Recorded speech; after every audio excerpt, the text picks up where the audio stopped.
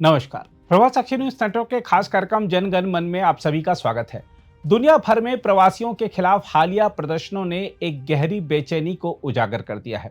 चाहे वह लंदन हो या ऑस्ट्रेलिया, आम जनता की सड़कों पर उतरती नाराजगी यह दर्शाती है कि प्रवासन अब केवल सामाजिक और आर्थिक सवाल नहीं रहा, बल्कि राजनीतिक ध्रुवीकरण और सांस्कृतिक टकराव का केंद्र बन चुका है। ऑस्ट्रेलिया और लंदन में प्रवासियों के खिलाफ हुए प्रदर्शनों ने यह सवाल फिर खड़ा कर दिया है कि क्या वैश्वीकरण का युग अब खुली सीमाओं से पीछे हट रहा है। देखा जाए तो दुनिया भर में प्रवासियों की संख्या लगातार बढ़ रही है, लेकिन इसके समानांतर उनका विरोध भी उतनी ही तीव्रता से सामने आ रहा है। यह विरोध केवल सामाजिक असंतोष का संकेत नहीं, बल्कि गहरे आर्थिक, सांस्कृतिक और राजनीतिक संकट की अभिव्यक्ति भी है। देखा जाए तो प्रदर्शनों के मूल में सबसे बड़ा कारण रोजगार और संसाधनों की प्रतिस्पर्धा है। स्थानीय नागरिकों को लगता है कि प्रवासी उनके रोजगार छीन रहे हैं, मजदूरी कम कर रहे हैं और सामाजिक सेवाओं पर बोझ डाल रहे हैं। कोविड महामारी और आर्थिक मंदी के बाद यह असुरक्षा और गहरी हुई है। ऑस्ट्रेलिया में निर्माण और सेवा क्षेत्र में बढ़ते प्रवासी श्रमिकों को लेकर नाराजगी इसी असुरक्षा का प्रतिफल है। दूसरी ओर लंदन जैसे बहुसांस्कृतिक शहर में भी हाल के प्रदर्शनों ने यह उजागर किया है कि एक वर्ग को लगता है कि प्रवासियों की संख्या बढ़ने से उनकी पारंपरिक पहचान और जीवन शैली खतरे में पड़ रही है। भाषा, खान पान और धार्मिक विविधता कभी कभी संवाद और सौहार्द का पुल बनने की बजाय टकराव का कारण बन जाती हैं। इस सांस्कृतिक बेचैनी को चरमपंथी ताकतें भड़काने से भी पीछे नहीं हटती। सबसे अहम पक्ष राजनीति का है। कई देशों में दक्षिणपंथी और राष्ट्रवादी दल प्रवासी मुद्दे को चुनावी हथियार बनाते हैं। बाहरी को खतरे के रूप में प्रस्तुत करना जनता की भावनाओं को भड़काने का आसान साधन बन चुका है। ऑस्ट्रेलिया और ब्रिटेन में भी हालिया प्रदर्शनों के पीछे राजनीतिक संगठनों और गुटों की सक्रिय भूमिका सामने आई है। इन प्रदर्शनों से यह स्पष्ट है कि प्रवासियों के सवाल पर समाज गहरे ध्रुवीकरण का शिकार हो रहा है। एक और प्रवासी राष्ट्रों की अर्थव्यवस्था में श्रम और विविधता के जरिए योगदान दे रहे हैं, वहीं दूसरी ओर उन्हें अपराध, बेरोजगारी और असुरक्षा से जोड़कर देखा जा रहा है। यह दृष्टिकोण न केवल लोकतांत्रिक मूल्यों को चुनौती देता है, बल्कि सामाजिक समरसता को भी तोड़ता है। आगे की राह देखें तो दुनिया को यह मानना होगा कि प्रवासी केवल समस्या नहीं, समाधान भी हैं। मजबूत सामाजिक नीति, स्थानीय नागरिकों और प्रवासियों के बीच संवाद और रोजगार के नए अवसर ही इस तनाव को कम कर सकते हैं।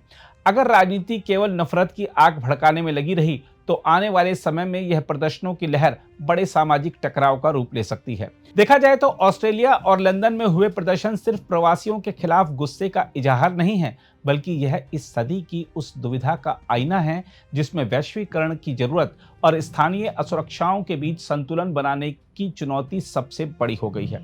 इसके अलावा लंदन में प्रवासियों के खिलाफ हुए आंदोलन को एलन मस्क ने संबोधित किया, जो कि अपने आप में आश्चर्यजनक था। जब दुनिया के सबसे प्रभावशाली उद्योगपति और टेक दिग्गज लड़ो या मर जाओ जैसी उकसाने वाली भाषा में प्रवासी नीति पर टिप्पणी करते हैं तो उसका असर केवल एक देश तक सीमित नहीं रहता। एलन मस्क ने ब्रिटेन की सरकार पर आरोप लगाया कि वह वोटरों का आयात कर रही है और प्रवासियों को सुनियोजित ढंग से बढ़ावा दिया जा रहा है। इस तरह की टिप्पणी सीधे उस असुरक्षा और अविश्वास को हवा देती है जो स्थानीय जनता के बीच पहले से मौजूद है। प्रवासियों के कारण रोजगार, सुरक्षा और सांस्कृतिक पहचान पर संकट का जो भय है, एलन मस्क की भाषा ने उसे और तीखा बना दिया। वहीं ब्रिटिश सरकार ने इसे खतरनाक और भड़काऊ करार दिया है। सच भी यही है कि फाइट बैक और डाई जैसे बयानबाजी लोकतांत्रिक विमर्श से ज्यादा भीड़ की उत्तेजना को जन्म देती है। जब यह भाषा तकनीकी जगत के सबसे ताकतवर व्यक्तियों में से एक की ओर से आती है तो इसका असर राजनीतिक और सामाजिक तनाव दोनों पर गहरा पड़ता है। देखा जाए तो आज यह सबसे बड़ी चुनौती है कि स्वतंत्र अभिव्यक्ति और जिम्मेदारी के बीच संतुलन कैसे बने। प्रवासी संकट का हल नफरत और डर की राजनीति से नहीं निकलेगा। इसके लिए संवाद, संवेदनशील नीति और स्थानीय नागरिकों के साथ प्रवासियों के बीच विश्वास का सेतु ही स्थायी समाधान है। एलन मस्क का लंदन भाषण यह बताता है कि प्रवासी सवाल अब केवल सामाजिक समस्या नहीं रहा, बल्कि यह वैश्विक राजनीति का ध्रुवीकरण बिंदु बन चुका है। यदि जिम्मेदार हस्तियां भी उकसावे और भय की भाषा का सहारा लेंगी तो यह आग न केवल यूरोप और ऑस्ट्रेलिया में भड़केगी, बल्कि पूरी दुनिया को अस्थिर करेगी। यही समय है जब प्रवासी प्रश्न को खतरा मानने की बजाय अवसर के रूप में देखने की परिपक्वता दिखाई जाए। बहरहाल घटनाएं दर्शा रही हैं कि रोजगार, संसाधन और सामाजिक सेवाओं पर दबाव महसूस करने वाली जनता प्रवासियों को अपने संकट का कारण मानने लगी है। अगर इस संकट को संवाद और संवेदनशील नीतियों के जरिए नहीं संभाला गया तो यह तनाव बड़े सामाजिक टकराव का रूप ले सकता है। संतुलित नीतियों और सहिष्णु समाज निर्माण से ही इस बेचैनी को शांति में बदला जा सकता है।